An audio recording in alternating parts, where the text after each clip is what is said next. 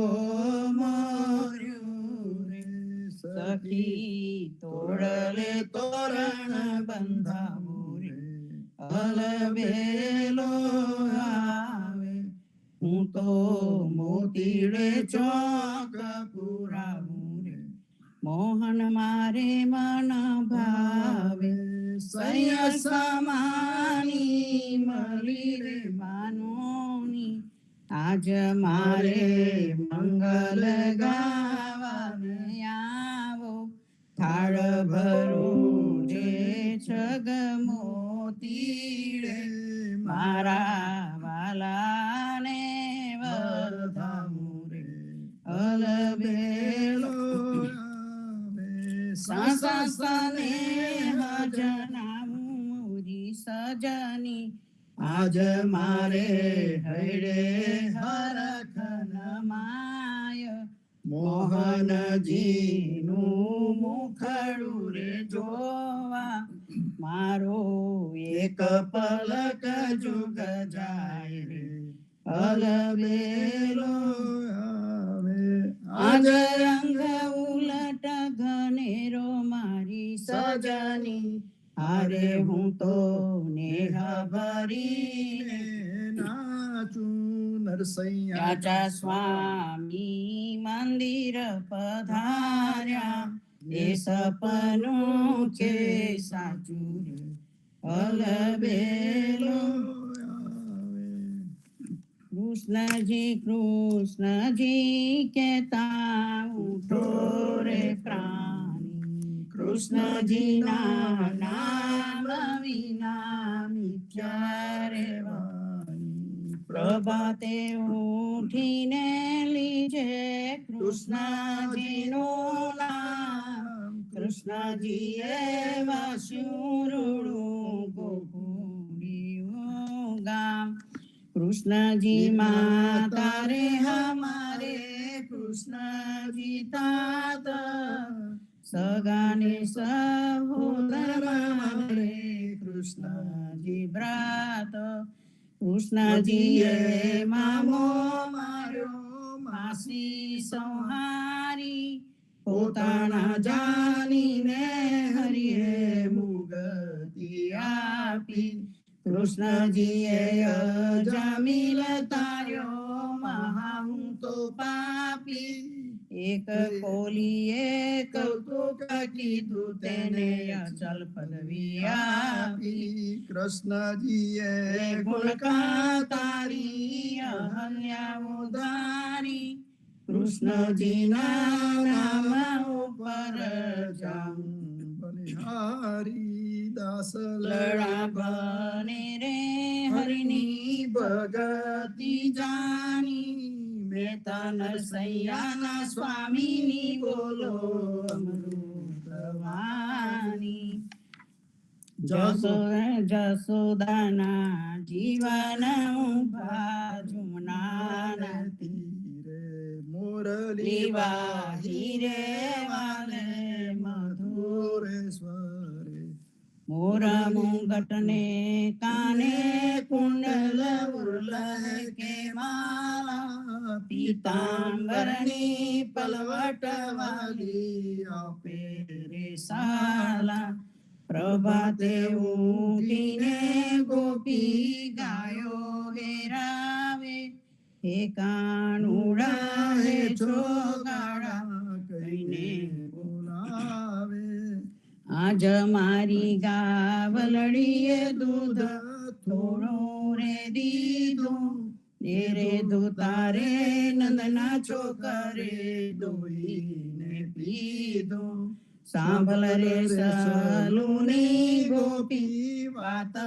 અમારી તુજ સરખી લક્ષણવંતી ગાવલડી તારી એવા એવા વચન સુની ગોપી આનંદ પામી ભગત બોધારણ ભૂધરા મેતા નરસૈના સ્વામી માતા રે જસોદા મુજને રમત આલો મોટા મોટા તારા વીણીને મારે ગજવે ગાલો ચાંદલીઓ ચોટીને મારા હાથ માયાલો રૂવે રૂવે ને રાતા થાય ચાંદા સામું જોવે માતા રે જસોદા હરિના આસુડા લુવે ભાત ભાત ના રમકડા આપ્યા તો એ નારી જે આકાશમાંનો ચાંદલિયો તે લેવાની છે બાળકડા તો સૌને હસે કારે થયા જાણ આકાશમાંનો ચાંદલિયો કેમ ઉતરે ભોળા કાન સાવ સોનાનું પારણું ને હીરાની દોરી હાલડા હુલરાવે માતા જસોદા ગોરી બાળકડા તો જલજુમા નામે ચાંદલિયો દાખ્યો મહેતા નરસૈયાનો સ્વામી જસોદાએ રડતો રાખ્યો ધન્ય ધન્ય પદ્મનાભ જંગલના છોર શિરા આગળ પાછળ ઝાડ ઝુંડ ને વચમાં પોતે વસ્યા વાડીએ જઈએ રે વૈષ્ણવ વાડીએ જઈએ પદ્મનાભના દર્શન કરતા સુખિયા રે થઈએ વાડી તો વૈકુંઠ સરીખી દર્શને દુખડા રે હરિએ અધ્યારુને દર્શન દીધું એ જસોદાના છઈએ ગોકુળથી વાલો પાટણ પ્રગટ્યા પદ્મનાભ કહીએ અધ્યારુએ પ્રગટ ગુણ ગાયો 28 લહીએ વાડીમાં કબીર બિરાજે સદગુણ જીવન કહીએ ગુરુ ગોવિંદના દર્શન કરતા 84 ટલીએ અધમ ઉદાહરણ સંકટ નિવારણ ભક્ત વત્સલ કહીએ મોહનના સ્વામીને ભજવો રાખો 28 હૈયે વાડીએ જઈએ રે વૈષ્ણવ વાડીએ જઈએ જેવો રે તેવો રે તમારે પાલવે બાંધો અનછતો અબડાએ તમારો વધાર્યું વાંધો અનતેડો આંગણીએ રે આવું તાન્યો ના તૂટું તારા પ્રેમનો બાંધ્યો સખી બહુ ના છોટો રમાડ્યો રમુ રે સખી જમાડ્યો જમો તમારે સમીરે ગોપી અમારે સારું મુકારે આગે રે આવને ટુકારે રાચું જહા નરસૈયો ગાન કરે તહા પ્રેમે હું નાચું ભલે તો ભગવાન પ્રગટ્યો અમારે કાજે આટલા દિવસ છાનો રહ્યો પેલા મુનિવરને લાજે એવા મહાની સંગે રે હું પેલા કંસને રાજે પ્રેમ રસ ક્રીડા કરે રે નિશાન બાજે ગોકુલ માહી કોટી કનારી સનગાર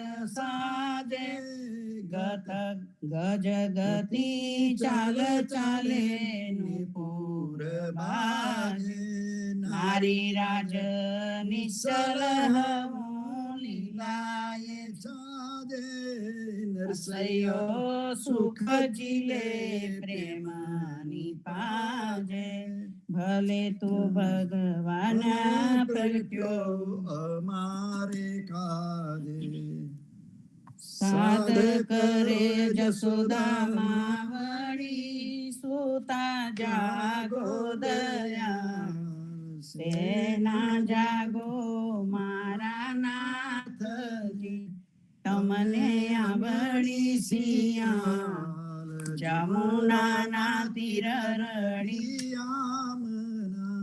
શબ્દ કોકિલા કરી રહ્યા થયો પ્રાત સકાળ મહિરા મૈયાની ઘૂમી રહ્યા છોરું કરે રે કલો જમુનાના તીર રડિયા મના જશોદા જગાવે માહને સુતા જાગો ને તા સૂરજ ઉગે ને પંખી સ્વર કરે ફાટ્યો પોરો પ્રભાત જમુનાના તીર રડિયા મના આળસ મરડીને કૃષ્ણ ઉઠિયા આવ્યા રંગ મહો દાતને આલો જશોદા માવડી મારે થાય છે વાર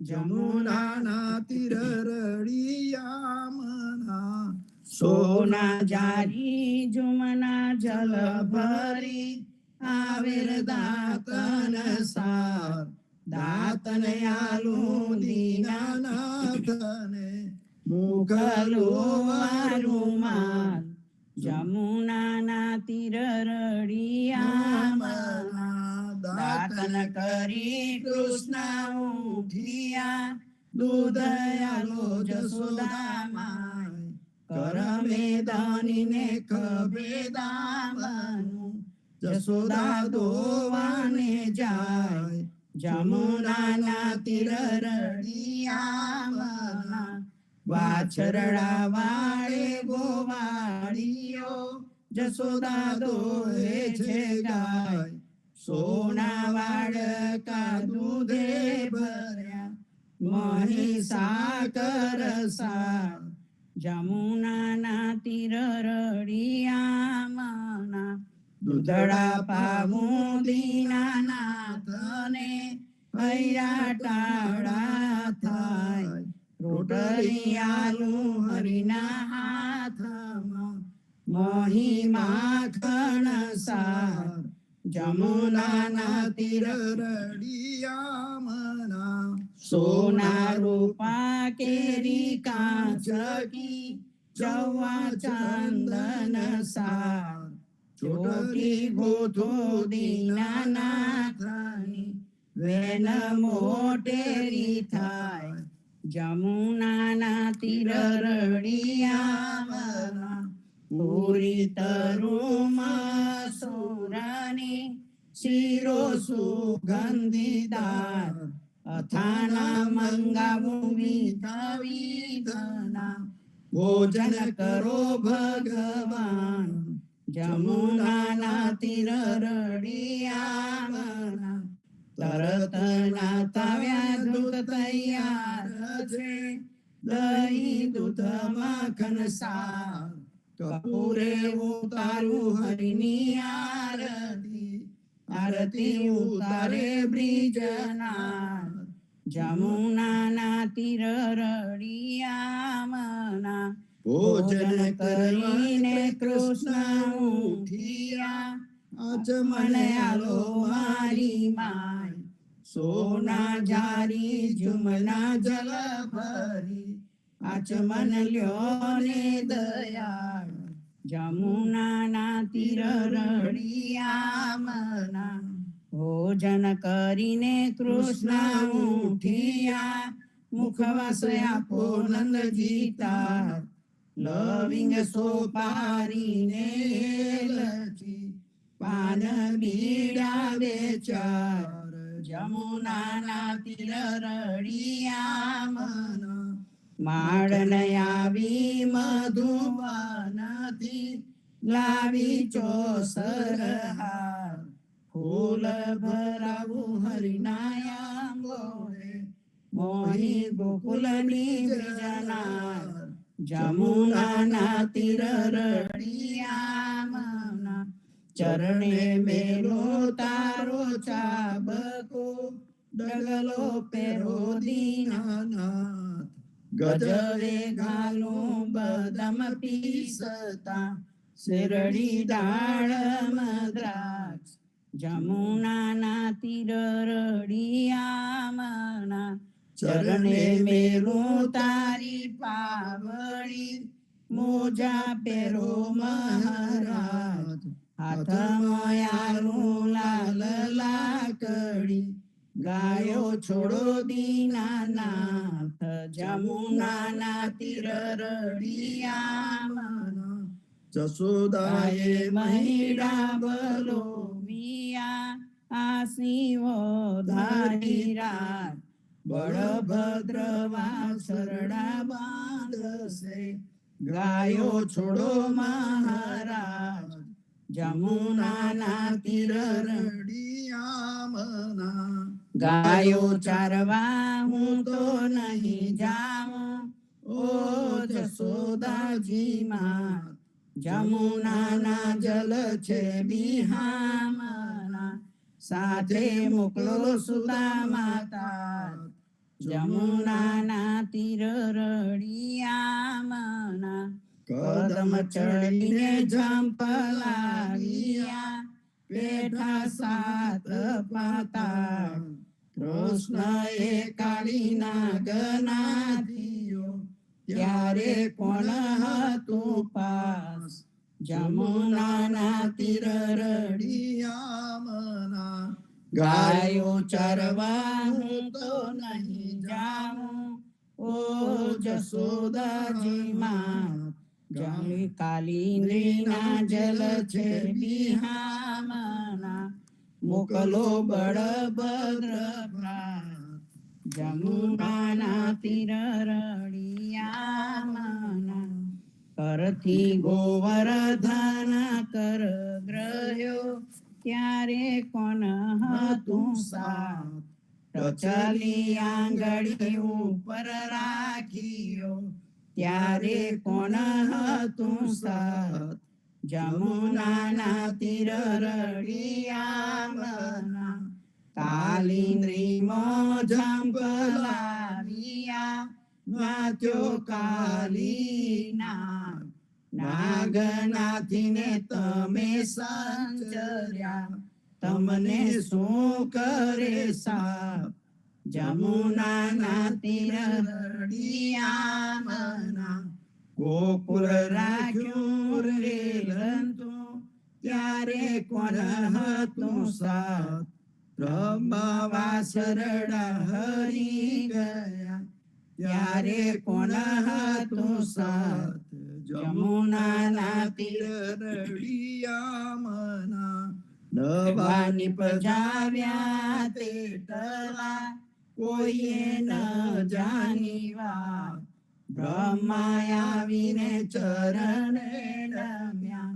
વાછરડા આયા દીનાનાથ જમુનાના તીર રળિયામણા જમુનાની તીરે જય ઉભા મુખ મોરલીની ટેક વનમાં વગાડે રૂડી વાસળી ગોપી સૌથી દો ઘેર જમુનાના તીર રળિયામણા ગાયો ચારીને કૃષ્ણ આવ્યા ઓ જસોદાજી માં નંદજીને આપો બધામણી આવ્યા હળદર ભ્રાત જમુનાના તીર રળિયામણા ગોકુળ લીલા જે કોઈ સાંભળે ગાયે નર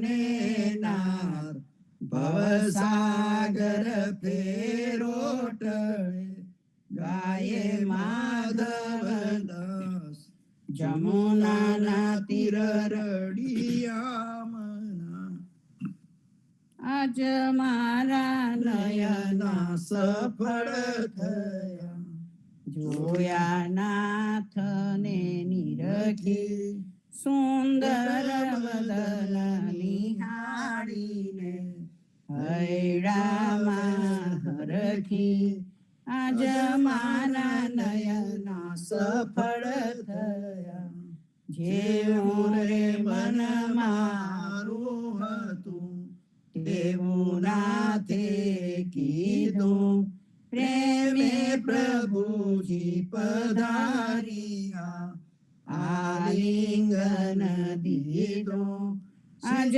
મારા નયના સફળ થયા શિવ વિરંચીને મહામુનિ તેને ધ્યાને ન આવે પરમ ભાગ્ય બ્રિજનારના વાલો લાડ લડાવે આજ મારા નયના સફળ થયા મારો વાલો જીવિહારીલા તેને જવાન દીજે હાથેથી હરીને નામો કીએ અંતર્ગત લીજે આજ મારા નયના સફળ થયા શ્યામાજી સંગ શ્યામા રમે આલાપીને ગાયે સ્વર પૂરે સમૂહ સુંદરી અતિ આનંદ થાય આજ મારા નયના સફળ થયા ધન ધન રે જમુના તટ ધન વ્રજનો રે વાસ પરમ ભાગ્ય આ ભૂમિના વાલો રમિયા છે રાસ આજ મારા નયના સફળ થયા અમર લોક અંતરિક્ષથી જોવાને આવે પુષ્પ વૃષ્ટિ દેવતા કરે નરસયો ધાવે આજ મારા નયના સફળ થયા આરતી શ્રી જગન્નાથ મંગલા કરી પરસદ ચરણારવિંદ આપદાહરી ધન ધન ઘંટ બાજે બેન બંસરી બાજક મૃદંગ તાલ નાદ ખંજરી દીપક જ્યોત જગમગે શ્રી કંચનાપુરી નવબાતી અગર તેલ પાવક જરી ઇન્દ્ર દમન સિંધુ ગાજે રોહિણી ખડા માર્કડ શ્વેત ગંગા આનંદ ભરા એક નામ તીન લોક 14 ભુવન સંચરાચરી રોમ રોમ નિરંકાર કાય સુંદરી ગરુડ ખાંબ સિંધ પર જાતરા ભરી હીરા માલિક મોતી પના જ્યોત કી જડી રતન સિંહાસન આપ બિરાજે બેત કી છડી 56 ભોગ નીત લાગે હોત હરી હરી સુર નર મુનિ દ્વારે પ્રાણે બ્રહ્મા વેદ ઓચરી ધન્ય ધન્ય રાઘવ સિયાજ કી ઘડી શ્રી રામ મંત્ર આરતી કી જય શંકર સનકાદિકા દેહી રંગ બીજે હૃદય તાલ વિમલ બોધ પંચ બાતી જારી તન મન નિજ પર હૃદય આય વેદ વારી અખંડ જ્યોત વિમલ મોદ બહે દીન રાતી આરતી રઘુનાથ જી की जय प्रभाती कहत कबीर समझ धीर ऐसे लोलाए चरण टेक रघुनाथ जके निर्वेद पाए श्री राम मंत्र आरती की जय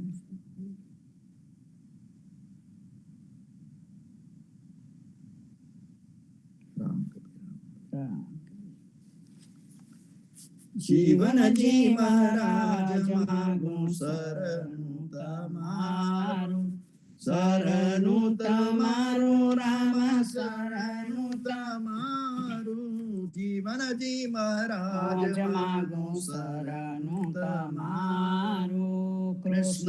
દાસને ભક્તિ આપી સર્વે ભક્તોની કષ્ટી કાપી ગુજા ગુજરનો ઉધાર કીધો કેશવ દાસને શરણે લીધો ગુરુ સંગાતે યાત્રા વિશે મારવાડને ઉગાર્યો કૃષ્ણ કેશવને નિમિત્ત કરીને કાંઠો સુરત તાર્યો પદ્મનાભ જ્ઞાનીજી દાદા સુખદેવજી ગોપાલ જીવનજીએ કૃપા કરીને ઉગાડ્યા સૌ બાળ બાળ રામ કબીરની નૌકામાં જીવનજી બેસાડે કૃપા કરીને કબીર કૃપાલુ ભવસાગર ઉતારે જીવનજીના બાળ ગોપાલો રામ કબીર ઉચ્ચારો ભવસાગર થી તરવાનો એ સુંદર છે બહુમારો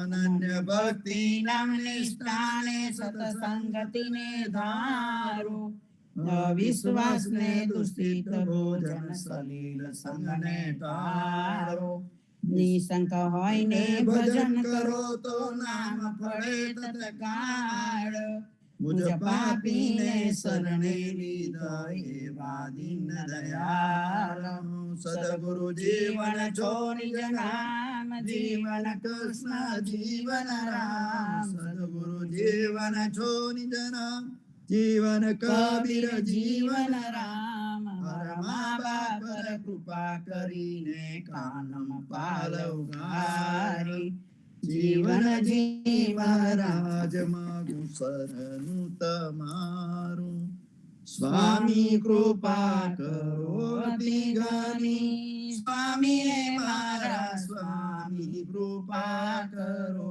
અતિ ઘણી ભાજો કોઈ ચાર અચલ ભક્તિ દેતા જે જે મુક્તિ ભંડાર પાયે લાગી કરું વિનંતી સ્વામી કૃપા કરો અતિ ઘણી સ્વામી રે મારા સ્વામી કૃપા કરો અતિ ઘણી ભાજો કુવિચાર અચલ ભક્તિ દેતા જે છે મુક્તિ ભંડાર પાયે લાગી કરું વિનંતી આનંદ આરતી હરખ પારા હરિજન આયે મેરે પ્રાણ આધારા સંતો દર્શન મેરે ત્રણતા પાનિવારે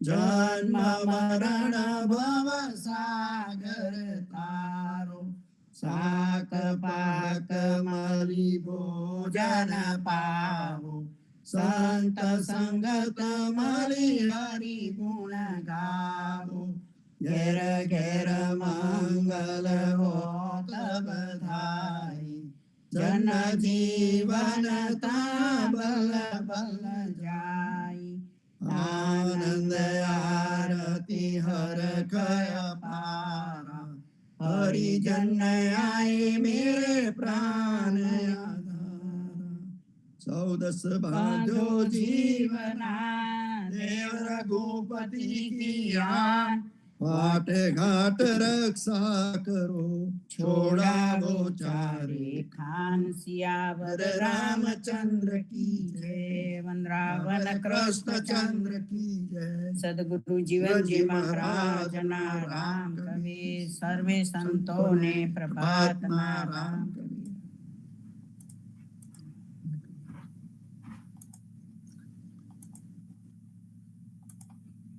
રામ કબીર સર્વે સંતો ભક્તો અને પ્રભાતના રામ કબીર ભારતમાં સંધ્યાના રામ કબીર હેત કૃપાને રામ કબીર સ્વામી પરિવારને રામ કબીર જીવનજી મહારાજની ગાદીને તેમના ક્રાંતિકારી વિચારોને સાદર સપ્રેમ રામ કબીર.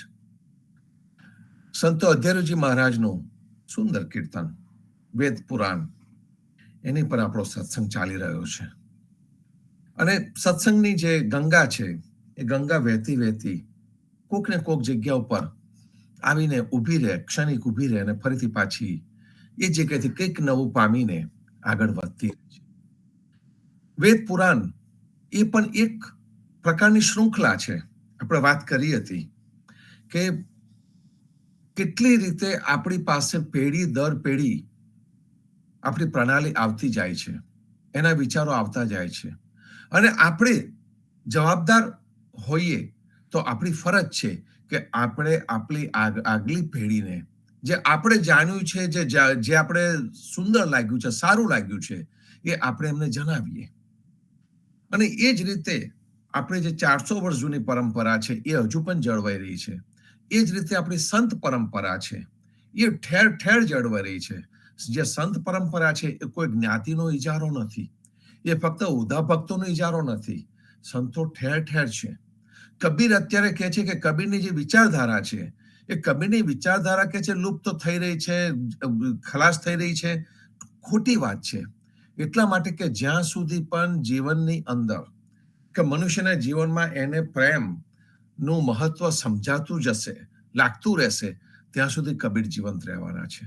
એટલે કબીર છે, એના જે વિચારો છે એ એટર્નલ છે, એટલે કે જેનો કોઈ પણ રીતે અંત આવી શકે તેમ નથી. એ વિચારો છે. ચોક્કસ જ કોક વખત અમુક વિચારોનું પ્રાબલ્ય વધે, એનું બળ વધી જાય, પણ એનો અર્થ એવો નથી કે જે સાચા વિચારો છે એ ઢંકાઈ જાય છે. જ્યારે પણ આપણે મેળાવડા થાય, કોઈ જગ્યાએ આપણે ભેગા થઈએ, કોઈ સારા કાર્ય માટે ભેગા થઈએ, તે વખતે આપણો હેતુ આવો જ હોય છે કે આપણે કંઈક આગલી પેઢીને કંઈક આપતા જઈએ. આપણે તો સમહાવ કનેક્ટ થયા છે, ભારતથી આવ્યા, ભારતની ભૂમિ જોડે આપણે કનેક્ટ થયા છે, ત્યાં જન્મેલા છે, ત્યાં ઉછરેલા છે, તો આપણી અંદર એ ગુણ આવેલા છે, કુદરતી સહજ રીતે આવી ગયેલા છે. પણ આપણા જે બાળકો છે અને એમના જે બાળકો છે જે અહીંયા જ ઉછર્યા છે, કે જેમને ભારતની ભૂમિ સાથે કદાચ એટલો બધો લગાવ ન હોઈ શકે, અને એ જે બાળકો છે એમને આપણે શું કર્યું, આપણે કેવી રીતે આગળ વધી શક્યા, એની કોક ને કોક વાત તો આપણે કરવી પડશે. એ લોકો કોક રીતે કનેક્ટ થાય એ પણ આપણે જોવું પડશે, અને એ જોવાની જવાબદારી આપણી છે, આપણી પોતાની એ જવાબદારી છે. અને એવું જ કંઈક અધ્યયનજી પણ આપણી સમક્ષ આ વેદ પુરાણની અંદર લઈને આવ્યા છે. એ જે વેદ પુરાણ સ્મૃતિ જેટલા પણ ગ્રંથો છે, એ જેટલા પણ ગ્રંથો છે એ કેટલા વર્ષોથી આપણી પરંપરામાં, હિન્દુ સંસ્કૃતિની પરંપરામાં ચાલ્યા આવે છે. અને એ બધાનું અધ્યયન કરીને આપણને અધ્યયનજી મહારાજ કહે છે કે આ બધાનું અધ્યયન કરીને, વેદ પુરાણોનું અભ્યાસ કરીને એક સાર તત્વ પર હું આવીને બેઠો છું. અને સાર તત્વ એ છે કે જે અલ્ટિમેટ પાવર છે એ આ પરબ્રહ્મ છે. સાર તત્વ એ છે કે જે સમર્થ છે, જે એબલ છે, એ સમર્થ તત્વ છે એ કોણ છે?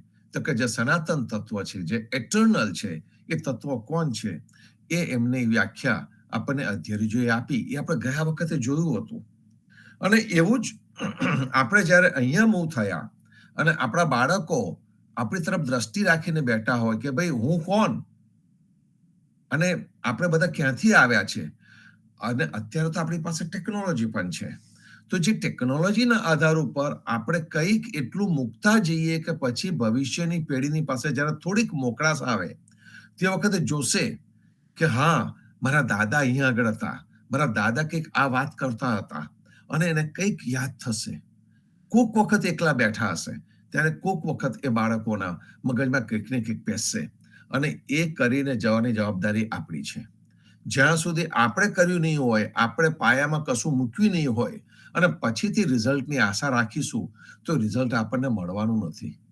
અહીં આવીને આપણે we are not kind of leading toward the lost generation, કે ભાઈ આખી પેઢી આપણે ગુમાવવા માટે અહીંયા નથી આવ્યા. અહીં આવ્યા છે આપણે સારા જીવન માટે, અને સારા જીવન માટે આવ્યા છે તો ચોક્કસ જ આપણી જવાબદારી છે કે આપણી આગલી પેઢીને સાથે લઈને ચાલીએ. અને જેને કહે છે કે ટુ બિલ્ડ ધ ફ્યુચર, કે એ ભવિષ્ય જો આપણે ન બાંધી શક્યા, કારણ કે પેઢી એનું કાર્ય કરવાની છે, એ સ્કૂલોમાં જઈને અંગ્રેજી શીખવાની જ છે, ત્યાં જઈને આપણી પર કૃપા છે કે આપણા બાળકો બુદ્ધિશાળી છે, હોશિયાર છે, એટલે ડિગ્રી લેવાના જ છે, પોતાનું જીવન પોષણ કરી લેવાના છે એકદમ ઇઝીલી. પણ જ્યારે કોઈક પ્રકારનું ડિસ્ટ્રેસ આવશે, કોઈક પ્રકારની એમને જ્યારે ચિંતા સતાવશે, ત્યારે એનો ઉપાય શું?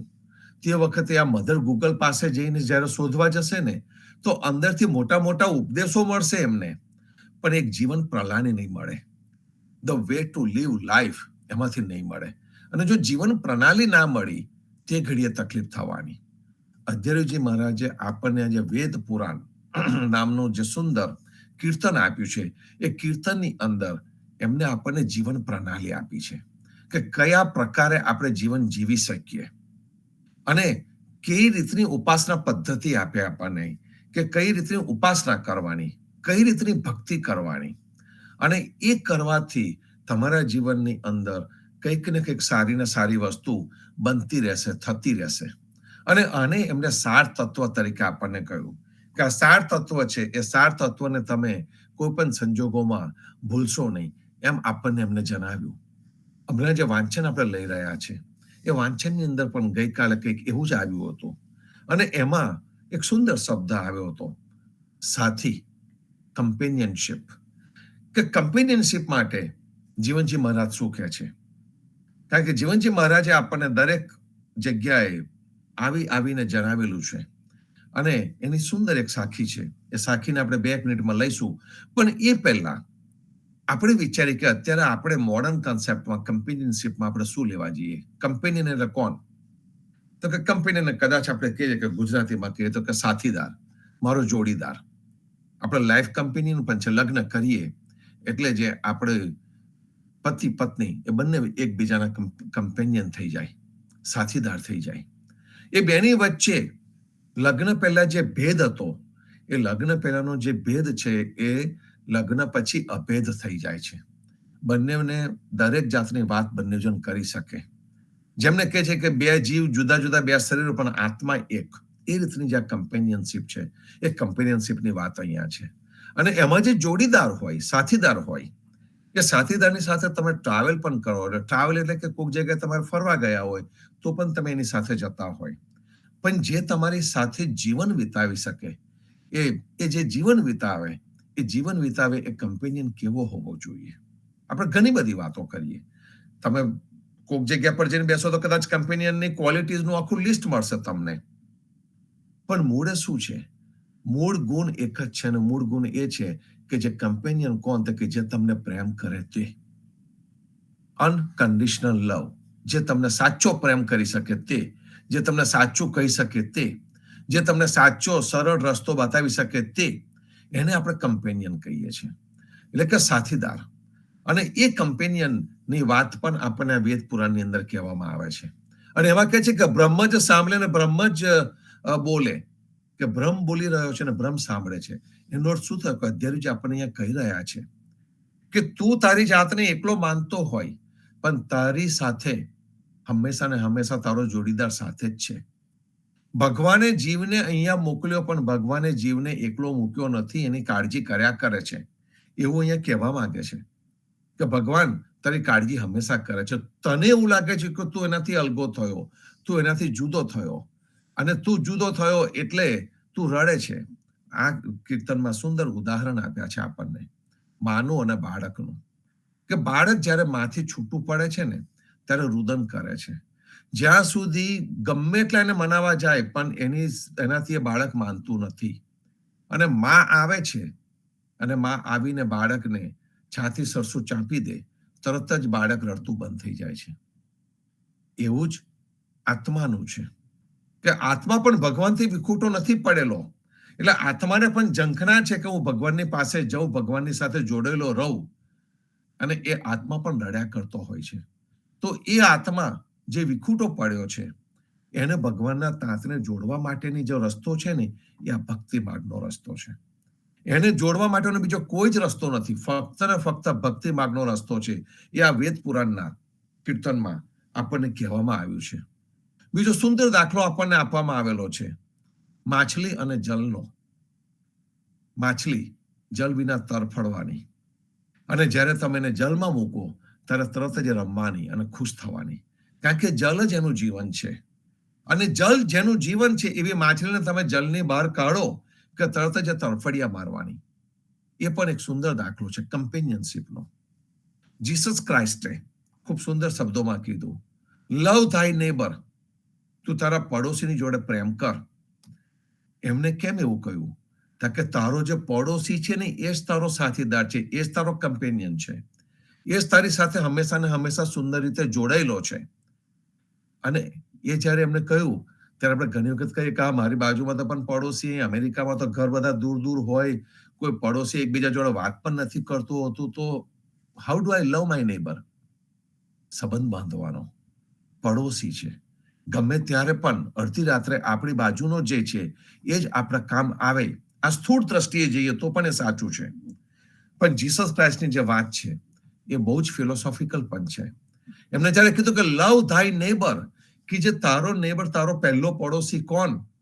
તો કે તારો જે પહેલો પડોશી એ તારી અંદર જે બેઠેલો છે તે. એટલે એમને સીધી આંગળી જીસસ ક્રાઇસ્ટે પણ પરમાત્મા તરફ ચીંધેલી છે કે તારો પહેલો પડોશી ભગવાન જ છે અને તું એને પ્રેમ કર.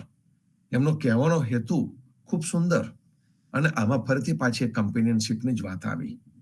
અને જીવનજી મહારાજે જે આપણને જે સુંદર સાખી આપી છે એ આપણે ઘણી વખત લેતા હોઈએ છીએ અને એનું વિવરણ પણ કરતા હોઈએ છીએ. અને જીવનજી મહારાજે આ સાખીની અંદર આપણો સાથી કોણ, આપણો કમ્પેનિયન કોણ, એની વાત કરી છે. આપણે બહુ સહજ ભાવે આ સાખી ગાઈ જઈએ છીએ. અને એ સાખી આ રીતે છે, એકાએકી મહાસુખી. કે જે એકલો છે એ મહાસુખી છે. જીવનજી મહારાજે આવું કહ્યું, એકલો છે મહાસુખી છે. એનો અર્થ શું થયો?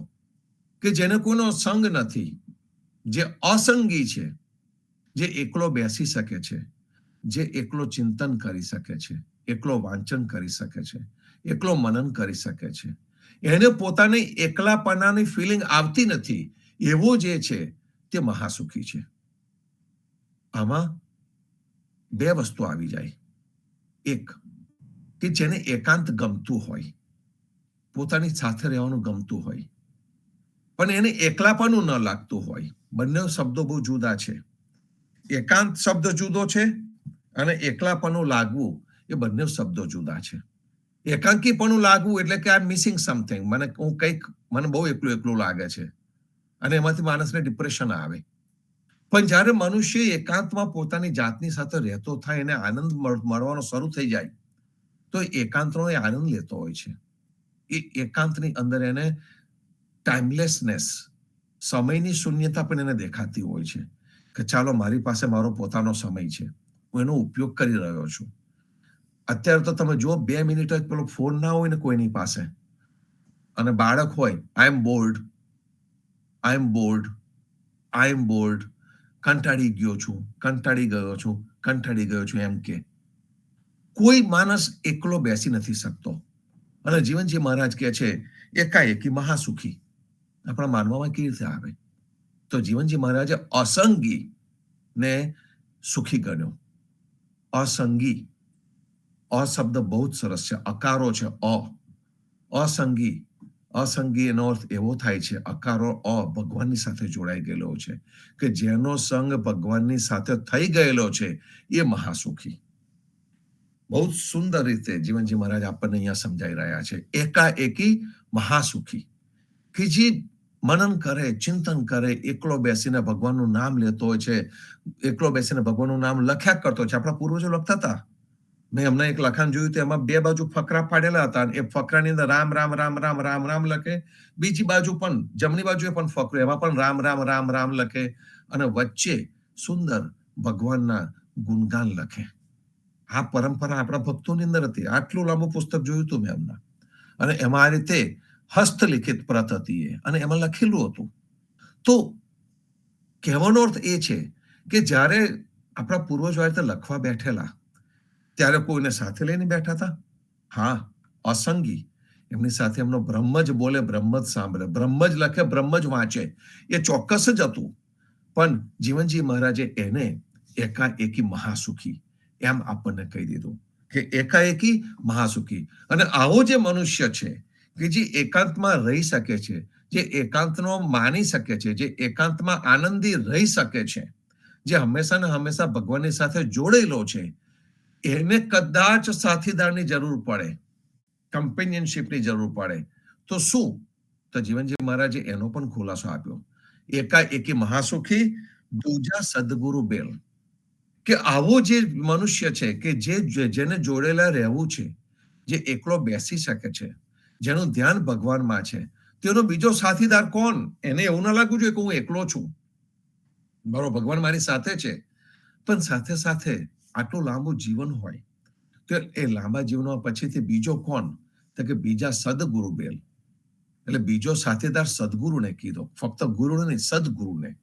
સદગુરુ એ કે જે તમને સત્યના રસ્તા ઉપર ચલાવે, તમને સાચી જગ્યા ઉપર લઈ જાય. એટલે એની જગ્યા સુંદર આપવામાં આવી, દૂજા સદગુરુ બેલ. હવે આ સદગુરુ મેળવવાના, શોધવાના અઘરા. આપણે તો સીધી સાદી એકદમ ફર્સ્ટ ક્લાસ ઉદા ભક્તની જ્ઞાતિમાં આપણો જન્મ થયેલો હોય, એ પરંપરામાં આપણે ઉછરેલા હોય, તો આપણને તો સદગુરુ પણ ઢેલિયાના સ્વરૂપે તૈયાર જ મળ્યા. જેને કહીએ છીએ કાંટા વગરનું, કંકર વગરનું ખેતર આપણને મળ્યું, કાંટા વગરનો રસ્તો આપણને મળ્યો, નિંદામણ વગરનું ખેતર મળ્યું. એવું એક સુંદર ભાવ આપણને થાય. એવા દૂજા સદગુરુ બેલ. કબીરજીના વિચારોને પકડીએ, જીવનજી મહારાજના વિચારોને પકડીએ, તો એમના વિચારોની અંદર તમને કોઈ પણ જગ્યાએ દૂષિતપણું નહીં લાગે, કચરો નહીં દેખાય. જે રીતે જલ પ્યોર છે, જલનો જે કલરમાં નાખો એમાં થઈ જાય, પણ જે પ્યોરિટી ઓફ વોટર જે આપણને દેખાતું છે, જે નીતરેલું જલ જે આપણને દેખાતું, એમાં જે પ્યોરિટી છે, એટલી જ પ્યોરિટી એમના વિચારોમાં છે. અને એ જે વિચારો આપણને મળે, એ જે સાથીદાર મળે, એ સાથીદારની વાત અહીંયા છે. એ સાથીદાર એટલે દૂજા સદગુરુ બેલ. કે આપણને જ્યારે સદગુરુ મળી જાય, સંત મળી જાય, ત્યારે એ સદગુરુ અને સંતના શરણે આપણે જઈએ. સદગુરુ અને સંતના શરણે જઈને એનું જીવન જોઈને આપણે આપણું જીવન પણ ઉજ્જવળ કરી શકીએ. એવો એક સુંદર ભાવ હોય છે. અને એટલા માટે જીવનજી મહારાજે કહ્યું, એકાએકી મહાસુખી, દૂજા સદગુરુ બેલ. હવે મારે બીજામાંથી ત્રીજો કરવો હોય તો અહીં આગળ મને હેનરી ડેવિડ થોરો યાદ આવી જાય. એને પણ આ જ કહ્યું હતું. એની જે નાની એમથી કેબિન અહીંયા વોલ્ડન પોન્ડ પાસે છે, એમાં એ પોતે એકાંતવાસમાં રહેવા માટે જતો રહ્યો હતો. 1.5 વર્ષ સુધી જંગલમાં એને એકાંતવાસમાં રહેવા ગયો. અને એકાંતવાસમાં રહીને એને પામવું હતું કે હું મારા જીવનને કંઈક એવો વળાંક આપું, અને હું અત્યારે જુવાન છું તારે એ કરી લઉં, કારણ કે જો ગરડો થઈને એ કરીશ તો મારાથી કોઈ પ્રકારનો પ્રયોગ નહીં થઈ શકે. તો એ થોરો ત્યાં ગયો અને એને એકાંતવાસ ભોગવ્યો. અને એકાંતવાસની અંદર એને જે લાદ્યું અને જે એને લખ્યું, એના જે વિચારો છે, એ વિચારોએ અમેરિકાને જાગૃત કર્યું અને દુનિયાને જાગૃત કરી. અને એને ત્યાં આગળ બેસીને એના દરેક પ્રકારના વિચારો આવ્યા, એને દરેક સંપ્રદાયના, દરેક ધર્મના વિચારો આવ્યા. એની ફિલોસોફી એને ઊભી કરી આખી, અને એમાંથી પોતાના જીવનને એને એક સુંદર વળાંક આપ્યો. વન્સ અગેન એકાએકી મહાસુખી. કે માણસ એકાંતમાં જઈ શકે. એને 1.5 વર્ષ સુધી એ કર્યું અને એનો એને આનંદ કર્યો. આપણને ખબર છે જગદીશ મહારાજ આપણી વચ્ચે પણ હતા, પણ એમનો મોટા ભાગનો સમય એકાંતવાસમાં ગયો છે. એમનો મોટા ભાગનો સમય જગદીશ મહારાજે આપણા રામ પુસ્તકાલયમાં કાઢ્યો છે, અંધારામાં કાઢ્યો છે. પણ અંધારામાં બેસીને એ પ્રકાશ ફેલાતા હતા, કારણ કે જે લખતા હતા, એ જે વિચારતા હતા, એ દરેક વસ્તુનો પ્રકાશ ફેલાયેલો છે. આજે આપણે આ જગ્યા પર બેસીને સંત સંગત કરી રહ્યા છે, તો આપણી આંખની સામે શું છે? આપણી આંખની સામે પુસ્તક જ છે, જે વિચારોને આપણી સમક્ષ પ્રકાશિત કરવામાં આવેલા છે. જો એમણે એ અંધારું ના ભોગવ્યું હોત, એ એકાંતવાસ ના ભોગવ્યું હોત, એમણે જો આ ના લખ્યું હોત, એમણે ગયા પછી આપણને કોઈ ખોટ ના સાલી હોત, તો તમને લાગે છે કે આપણે આ જગ્યા પર બેઠા હોત અને આ જગ્યા પર બેસીને આપણે આ રીતની સંત સંગત કરી રહ્યા હોત? અરે હજુ ભટકાતે રહેતા હોત. હા, આપણે ચીલાચાલુ ભક્તિ કદાચ કરી શક્યા હોત, પણ સમજણ વગરની કરતા હોત. કોઈ પણ વખત વેદ પુરાણ નામના કીર્તનમાં અધ્યારુજી આપણને શું કહી ગયા હતા સમજવાનો પ્રયત્ન પણ ન કર્યો હોત. બસ મિકેનિકલી ગાયે જા ગાતા રહેતા આપણે, પણ એની અંદર ન જતા. જે સાર તત્વ છે એની પાસે આપણે ન જતા. તો એ સાર તત્વ આપણી સમક્ષ જે લાવ્યા છે એના આપણે ઋણી છે. એ સંત પરંપરા છે. એકાએકી મહાસુખી, દૂજા સદગુરુ બેલ, ત્રીજા રઘુપતિ જીવના.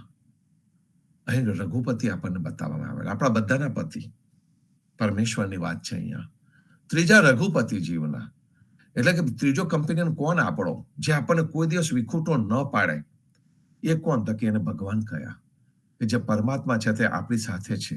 અને એટલા માટે હંમેશા આપણે આત્મકલ્યાણની વાતો કરતા હોઈએ છીએ કે ભાઈ કલ્યાણ તો બધી જગ્યાએ પણ દેખાય છે, પણ મને સૌથી સારામાં સારું જે કલ્યાણ છે તે આત્મકલ્યાણ છે. અને આત્મકલ્યાણ રૂપી શું છે એ મારે સમજવું રહ્યું. તો કે જો મારે એકાંતપણું મને ગમે છે, સુંદર લાગે છે, હું મારી જાતને એમાં શોધી શકું છું, એટલે મને એકાંતપણું ગમે છે. મારે કોઈક સાથીદાર જોઈએ તો પછી સંત અને સદગુરુ જોઈએ. અને ત્રીજા ક્રમે મૂકવામાં આવ્યા છે, ત્રીજા ક્રમે ભગવાનને મૂક્યા છે. અને કહેવામાં આવે છે કે તારા ત્રીજો સાથીદાર જોઈએ છે તો તું આને લઈ લે. હેનરી ડેવિડ થોરોની જે કેબિન છે, એ કેબિનમાં ફક્ત 2 જ ખુરશીઓ મૂકવામાં આવેલી છે. અને એમાં લખ્યું છે કે જે એકલો છે એ સુખી છે. 2 is a company, 1 is happiness, 2 is a company. એટલે 2 થયા તો 2 ખુરશીઓ પર બેઠા, તમે 2 કંપની થઈ. પણ કોઈકે એમને પૂછ્યું કે પણ ઘણા બધા લોકો આવીને ઉભા બેસી જાય અહીં આગળ તારી કેબિનમાં તો શું કરે? તો કે 3 is a crowd, એટલે કે 3 થી માણસો વધી જાય તો મોટું ટોળું કહેવાય. અને જે મોટું ટોળું છે એ આવે તો પણ વાંધો નથી, કારણ કે એક વિચારના બધા લોકો ભેગા થયા હોય તો બધા આવી શકે. પછી એ કોઈએ બેસવાની જરૂર નથી, બધા આ કેબિનની અંદર, નાની કેબિન છે પણ તો 25 થી 30 માણસો ડિસિપ્લિનથી ઉભા રહી શકે અને સારી રીતની વાતચીત અને સત્સંગત કરી શકે. ખૂબ સુંદર ભાવથી એને આ કહ્યું હતું. એ જ રીતે આપણને જીવનજી મહારાજે એકાએકી મહાસુખી, દૂજા સદગુરુ બેલ, ત્રીજા રઘુપતિ જીવના, અને આ 3 સાથીદારો હોય તો પછી જીવનમાં તમારે બીજા કશાની જરૂર નથી. કારણ કે આગળ કહે છે કે નામે કરવી કેલ, કે જે ભગવાનનું નામ છે એ તમારી સાથે હંમેશા રહેવાનું છે. એ જે નામ છે એ હંમેશા ને હંમેશા આપણાથી કોઈ પણ સંજોગોમાં છૂટું પડતું નથી હોતું. અને અહીં આગળ આપણને અધ્યારુજી મહારાજ એક સુંદર જગ્યા પર લઈ જઈ રહ્યા છે કે ઉપાસના પદ્ધતિ તમારે કઈ કરવી, ઉપાસના કેવી રીતે થઈ શકે. આપણે એવું કહેતા હતા, વચ્ચે એક વખત વાત કરીને સત્સંગતમાં હતું કે અધ્યારુજીની જે જર્ની છે એ જર્ની ઠેઠ શરૂ થઈ ગરવા ગણપતિના રાસથી, અને કહે છે કે હિંદોલાએ પૂરી થઈ. હવે જેમને હિન્દુલાની અંદર હરિ અમૃત ધ્યાયે આરાઈએ તે પરબ્રહ્મની ઓળખ આપણને અમૃત હરિ તરીકે આપવામાં આવી. એટલે કોકના મનમાં એવું આવે કે છેલ્લે અધ્યારુજીને લાદ્યું હશે કે આપણે અમૂર્ત કે મૂર્તિ વગરના ભગવાનને આપણે માનવાના. એવું અધ્યારુજી આપણને છેલ્લે કીધું, એટલે એમને પણ છેલ્લે સમજ પડી છે એવું નથી હોતું. આની જ અંદર આપણે ખૂબ સુંદર ભાવથી લખ્યું છે, હરિહરિ મૂરત વિના પરમાત્મા ધાઈએ રે. કે આપણે જે પરમાત્માને, કયા પરમાત્માની ઉપાસના કરીએ છીએ, તો કે સગુણ રૂપે જે સંત છે એ આપણો સાથીદાર છે જ, પણ આકાર વગરના ભગવાનની જ ભક્તિ કરવી.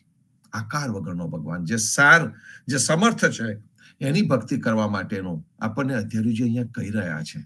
અને આ જે કહી રહ્યા છે તે વેદ પુરાણનું કીર્તન તો વચ્ચોવચ આવે છે, ત્યાં પણ કીધું છે. એ જ વસ્તુ એમને યોગ અધ્યાત્મનો સાર કરીને આપણને હિંદોલામાં પણ કીધું છે.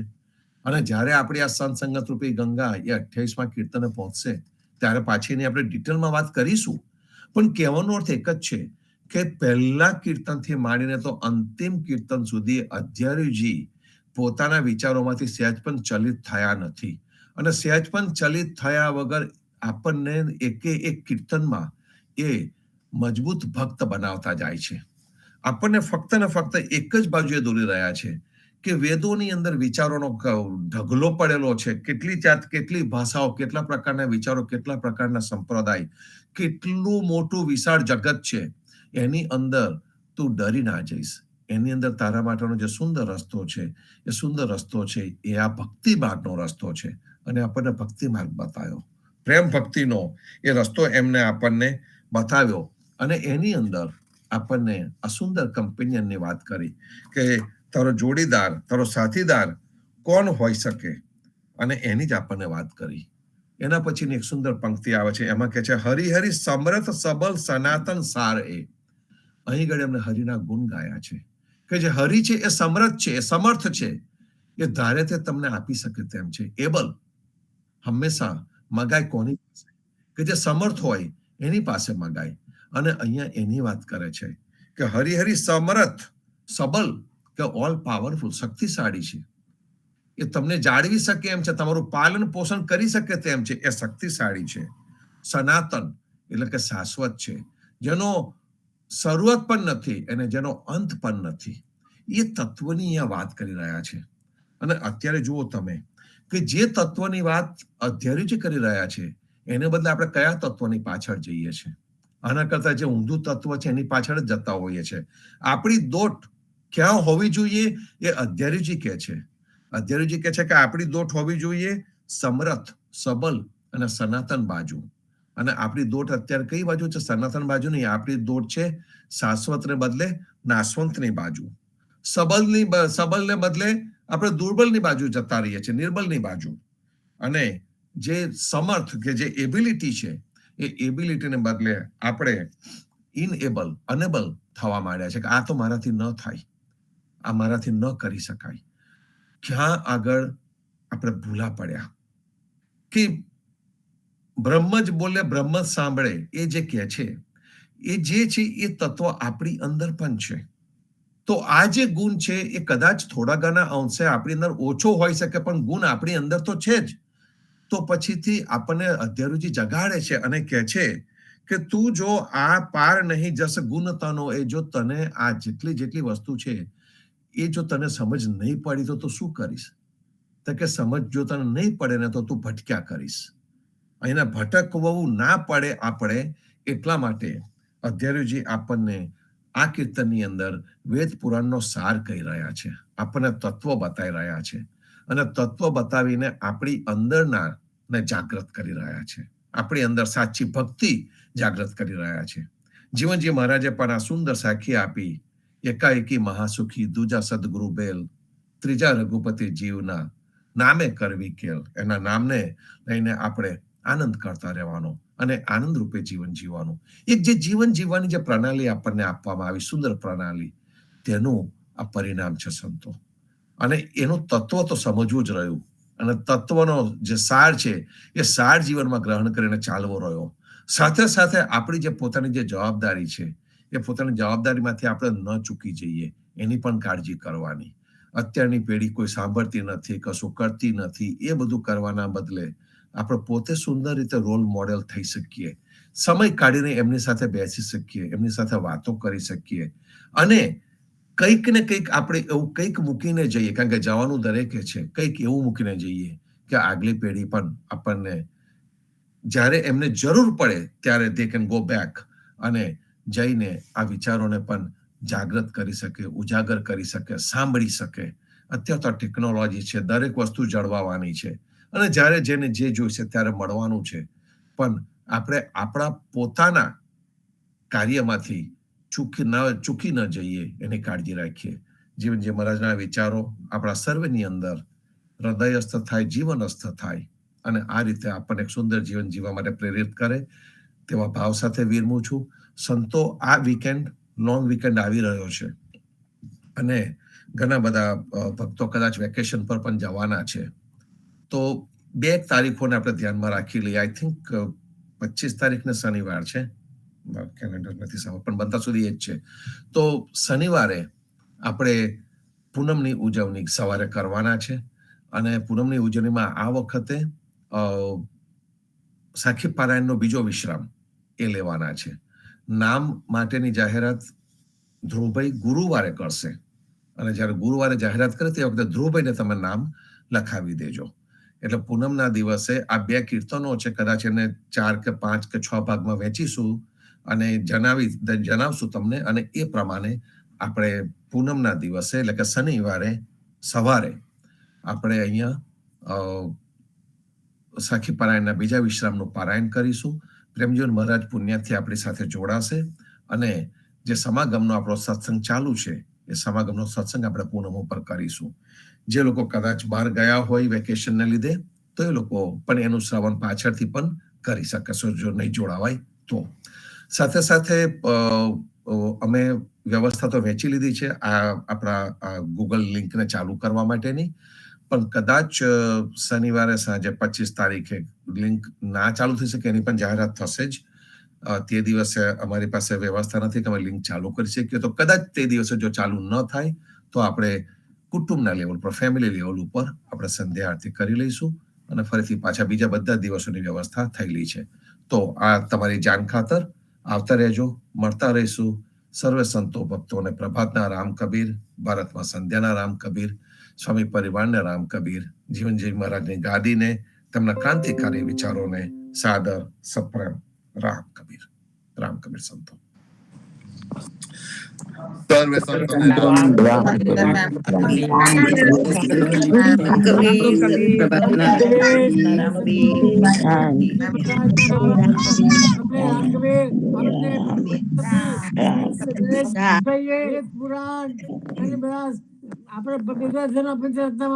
રત્નો ભરેલા બધા યાદ કરી આપણે કર્મકાંડ ડિટેલ લઈને આપણે ભણીએ છીએ. કર્મકાંડ જીવનજી મહારાજે આપણને કર્મકાંડ થી મુક્ત કરી 4 પદાર્થ આપી દીધા, પ્રેમ લક્ષણ ભક્તિ કરવાની આપી દીધી. માટે આપણે ભક્તિ કરીને, આપણે સમજીને, આપણે સંતો સાથે સમાગમ કરીને આપણે જાણીએ અને આપણા જીવનનું કલ્યાણ કરીએ. સર્વે ભક્તો ને આવો ભાઈઓ, એસો ના આવે દાવડો, માયા મળશે કઈ વાર, ના મળે સંત મેળાવડો. આ વેળા ફરી ફરી નહીં આવે, માટે આપણે જાગી જઈએ, જાગૃત થઈ જઈએ. સર્વે ભક્તોને પ્રેમ પૂર્વક રામ કબીર. રામ રામ રામ કબીર રામ કબીર રામ કબીર રામ કબીર.